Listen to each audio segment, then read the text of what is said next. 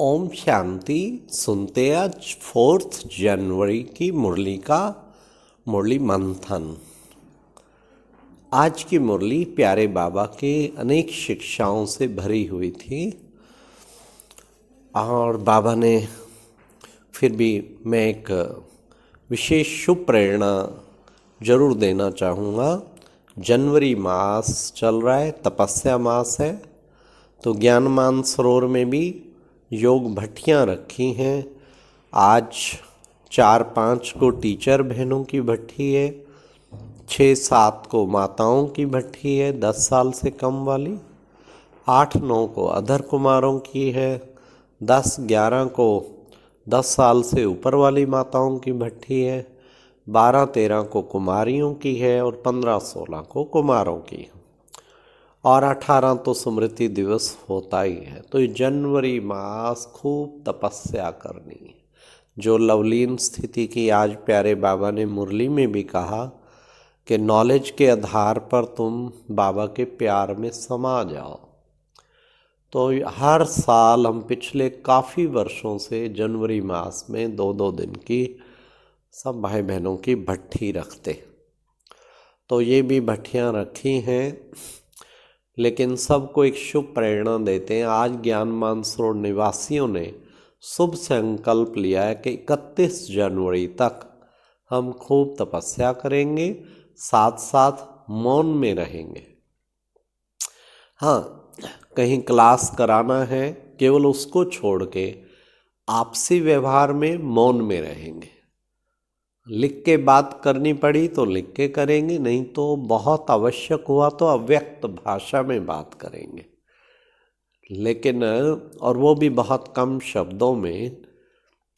हो सके तो साइलेंस का आप बैज भी लगा लेंगे, उससे आपको स्मृति रहेगी।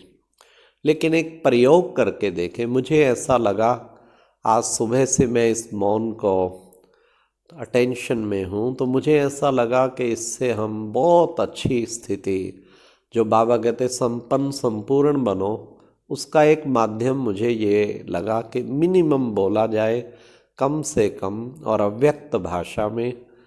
तो एक तो ये चीज़, और दूसरा थोड़ा आहार भी कम, अल्पाहार वो भी चाहिए। तो उससे योग युक्त ज़्यादा से ज़्यादा योग की स्थिति बनाएं और कम से कम 3-4 घंटा स्पेशली बैठ के भी योग करें। तो ये था विशेष। और इन दिनों में अवॉइड करें मोबाइल, मिनिमम यूज़। हो सके तो SMS से मैसेज भेज के ही जो ज़रूरी जहाँ काम पड़ते हैं वो काम करें, और साथ साथ ये तो प्रतिज्ञा कर ही लें। और दूसरा कोई भी मैसेज हमने व्हाट्सएप मैसेज या और कोई भी चीज़ हमने पब्लिक की या न्यूज़ की भी हम बिल्कुल ना पढ़ेंगे, ना सुनेंगे, ना देखेंगे। इन सब चीज़ों से भी मौन चाहिए। अच्छा, आज का मुरली मंथन में विशेष बाबा ने कहा कि बच्चे कभी भी किसी से रूठना नहीं है। हाँ, बच्चे कभी किसी से रूठ गए तो जो रूठ के फिर बाबा से भी रूठ जाते, और शिव बाबा से रूठते, फिर शिव बाबा की मुरली से रूठ जाते, शिव बाबा का बताए हुए नियम, अमृत वेला आदि सब मिस करना शुरू कर देते हैं। तो ये तो ठीक नहीं है। इसलिए बाबा ने कहा, अच्छा बच्चे तुम किसी ब्राह्मणी से रूठे या किसी से रूठे, पर प्यारे बाबा की मुरली और प्यारे बाबा के योग, इससे तो ना रूठो। क्लास ज्ञान योग शिव बाबा से क्यों रूठ रहे हो? शिव बाबा से रूठना माना अपनी तकदीर से रूठना। इसलिए तुम बच्चों को क्या करना है?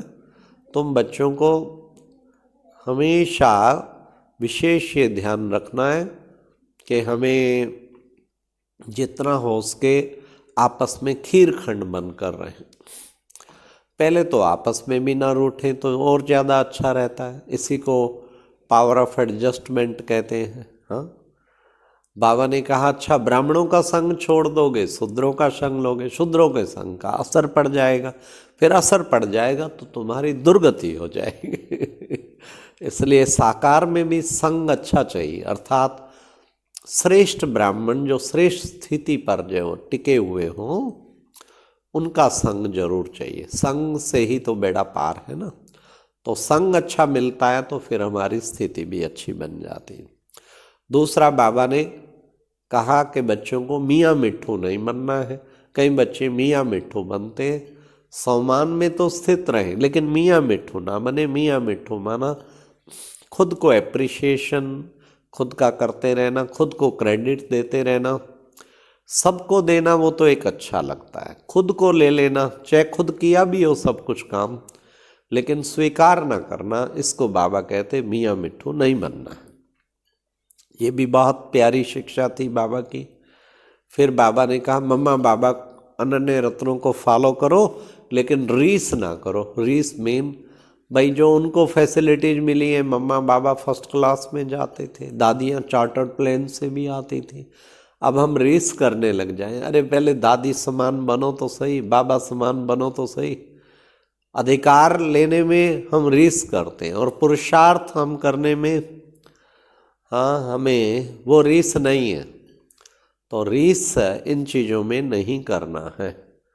तो बाबा कहते कि बच्चे हमें बड़ा ध्यान रखना है कहाँ किन बातों, हाँ, दिव्य गुणों में, ज्ञान योग में, पुरुषार्थ में जरूर फॉलो करना है। फिर बाबा ने कहा रिगार्ड रखना चाहिए। फिर सर्विस करेंगे तो बच्चे उच्च पद पाएंगे, सर्विस करके तुम बच्चे विजयमाला में पिरोए जाएंगे। और फिर आज बाबा ने कितना सुंदर गीत था, महफिल में जल उठी क्षमा परवानों के लिए, प्रीत बनी है दुनिया में जल मर जाने के लिए, परवाना बन के मुझे बाबा के ऊपर स्वाहा हो जाना है। फिर बाबा ने कहा देखो बच्चे, बाबा जो है तुम शिव बाबा के बच्चे भी हो और फिर पोतरे भी हो, क्योंकि तुम्हें वर्षा मिलता है, तुम्हें पूरा पूरा बाबा से वर्षा लेना है।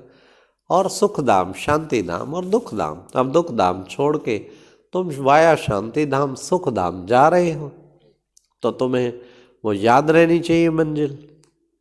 फिर बाबा ने आज कहा बगैर पूछे कोई चीज़ उठाओ नहीं। कोई चीज़ की आवश्यकता है बाबा के यज्ञ में मांग लो, लेकिन बच्चे उठाना तो ठीक नहीं है। इसलिए वो एक हमारा संस्कार जो है वो खराब हो जाएगा। इसलिए बाबा ने कहा कभी भी बाबा के भंडारे से कोई भी चीज़ ऐसे उठानी नहीं है। इस तरीके प्यारे बाबा की शिक्षाएं थी।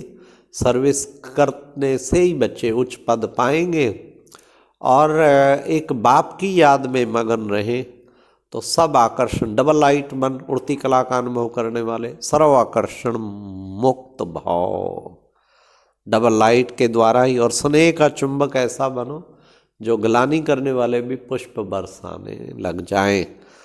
ये था आज का मुरली मंथन। ओम शांति।